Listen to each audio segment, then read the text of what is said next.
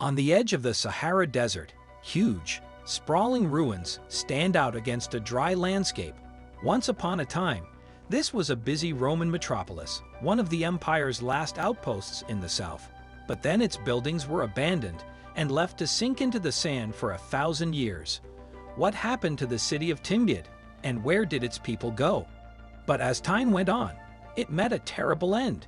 Once one of the Roman Empire's most beautiful outposts, Timgid was abandoned by its people in the 8th century AD, and for the next 1,000 years, it lay forgotten under layers of sand and dust.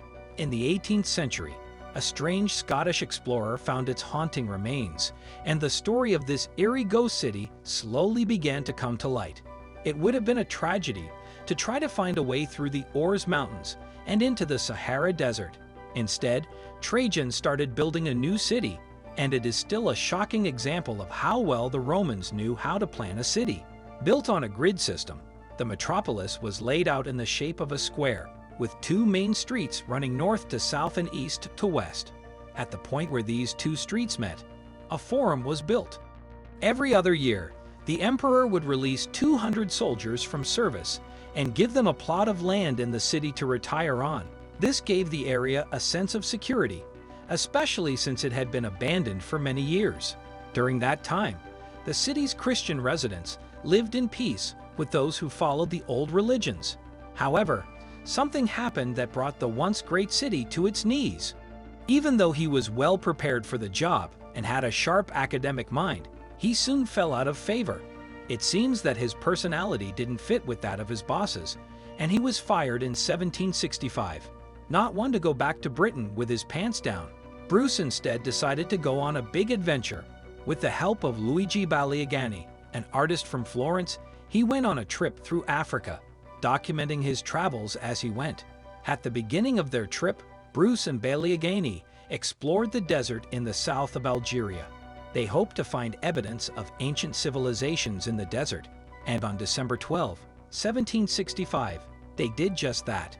Manuel were the first Europeans to set foot there, and the Scottish explorer wrote in his diary that it had been a small town with a lot of beautiful buildings. Trajan's Arch, a 40-foot-tall towering monument, was soon discovered and written about by him and his companion. Bruce and Bulgakov were able to find the ruins of Trajan's amphitheater and a number of ancient statues during their trip. The pair said that one of the statues was of Antoninus Pius, who was emperor of Rome in the 2nd century AD. Another statue was of his famously beautiful wife, Faustina the Elder. Despite these revelations, the explorers didn't stay. Instead, they buried the artifacts they had found and kept traveling. When they reached Ethiopia, they said that they had found the source of the Blue Nile, but this claim was disputed. When Bruce went back to Britain, Robert Lambert Playfair wanted to follow in his predecessor's footsteps across North Africa. He eventually got to Timgid, where he was able to add to Bruce's observations and shed new light on the ghost. As a result, the story of Tipperine began to come to light. According to Playfair, the city was built at the point where 6 different Roman roads met. He also said that the city's architecture was better than that of Lambesis, a nearby military capital. Still, the South Post in the mountains had probably been a very important settlement. The diplomats said that by this time, Algeria was under French rule, and the colonists were expanding their reach beyond the city. The French kept the ancient ruins under their control, so a number of archaeological digs were done in and around the city. Unlike other Roman settlements, the ruins of Timgid had not been built on or absorbed by modern developments, so they were perfectly preserved under layers of sand. In part to be fair to his French successors, the history of Timgid was finally revealed in all its glory. Bastion of Roman hospitality, on the edge of the desert, many of its large buildings have been improved and restored over the years. The streets were paved with large limestone slabs. Archaeologists found that the city had at least 14 baths, and private homes were often decorated with intricate mosaics at the time. The outpost was a center of Christian activity before it became a stronghold of the Donatist sect. By that time, though, trouble was already brewing on the edges of the empire. Since the 2nd century, a Germanic people called the Vandals had been at war with the Romans, along the empire's borders. By the 4th century, other groups like the Huns and the Goths were also adding to the trouble. They took over the cities that stood in their way. First, they took over the area known as Gaul. Then they moved on to modern-day Spain and then North Africa. At some point in the 5th century, barbarians crossed into the southernmost part of Roman territory and sacked the city of Timgid. This was the beginning of the end for Trajan's outpost in the Oars Mountains. The Roman Empire was almost brought to its knees. 2 years later, he found the city deserted. However, there was an attempt to revive this outpost on the edge of the emperor's domain.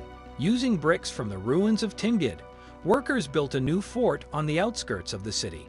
However, because of its remote location, it was dependent on the strength of the empire as a whole. When the Arabs started moving into the Roman southern territory in the 7th century, the region went into a decline, and Timgid isn't the only Roman outpost that has remained as an atmospheric ruin up to the present day. Hadrian, who took over after Trajan, built a long wall across Britain in the 2nd century. The empire's northern frontier, and today it is known all over the world. It runs for more than 70 miles between England's western and eastern coasts. In what is now Austria, the city of Carnuntum once stood on the empire's eastern frontier. At its peak, it was home to about 50,000 people and was considered one of the most important Roman cities on the northern side of the Alps. However, like Timgid, it was destroyed by a series of hostile invasions. After getting rid of France and stopping the first excavations, the city was named a UNESCO World Heritage Site. The ruins are especially interesting. The initiative says that Timbuktu is becoming more popular as a tourist attraction and is now a stop on a number of Algerian tours. But while visitors marvel at sites like the Arch of Trajan, how many of them know the real reason why this once great city fell? Like many abandoned ghost towns around the world, Timbuktu has many stories to tell. Thanks for watching, and don't forget to subscribe to our channel.